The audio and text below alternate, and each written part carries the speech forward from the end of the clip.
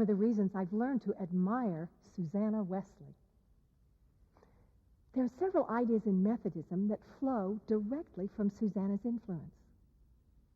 Let me begin with one of my favorite stories involving Susanna, which her son John Wesley, the founder of Methodism, used to tell on himself.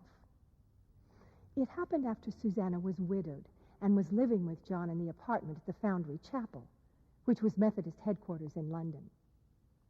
While John was out on one of his many preaching missions, organizing chapels and classes all over England and Scotland, Ireland and Wales, word reached him that one of his young laymen, Thomas Maxfield, was actually preaching from the gospel.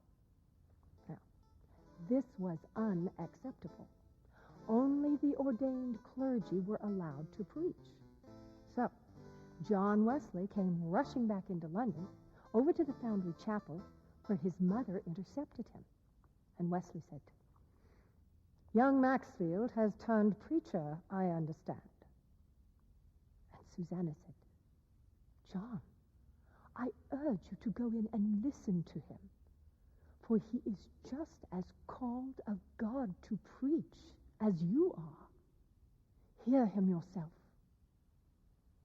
So Wesley went into the Foundry Chapel and was very impressed with Thomas Maxfield's preaching gifts. And he said, "It is the Lord. What am I to stand in God's way?" And that was the beginning of lay preaching in Methodism. And it was that same lay